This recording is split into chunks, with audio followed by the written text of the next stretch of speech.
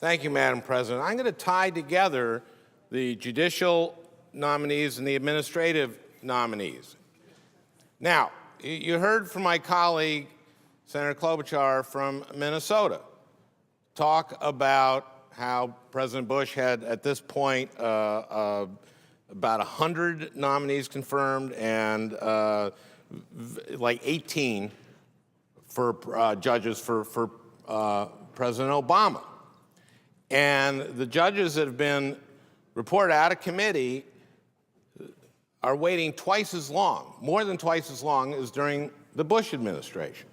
Now, I've heard my colleagues on the other side say, well, the president isn't nominating judges as fast as President Bush did.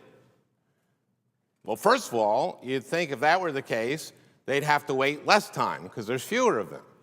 But here's the reason that he has been nominating fewer, because they're holding up Chris Schrader from the Office of Legal Policy at DOJ. He's the guy who vets nominees for judgeships. He was reported out of the Judiciary Committee in July of 2009.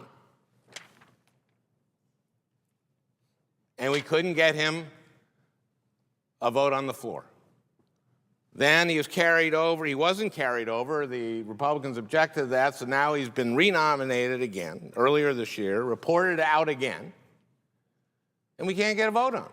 Well, he's the guy that helps the president vet the people for the judgeships.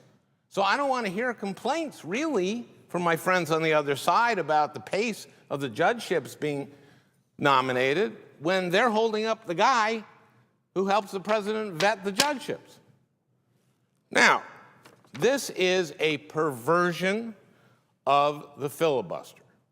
The whole point of the filibuster was our founders said the Senate was a saucer to cool the passions of the coffee from the coffee cup, right? And we wanted to prevent the tyranny of the majority. This isn't about that. Not when you're holding somebody up and then when you have the vote, it's 96-0.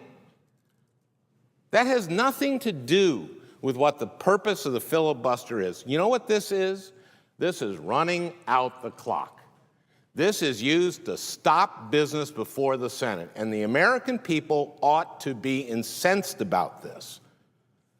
Because what this is doing is slowing down anything from getting done on jobs, on Wall Street reform, on energy. That's what this is about. This is about not letting this president, this Congress achieve anything. This is about obstructionism. I yield my time back to the senator from Virginia.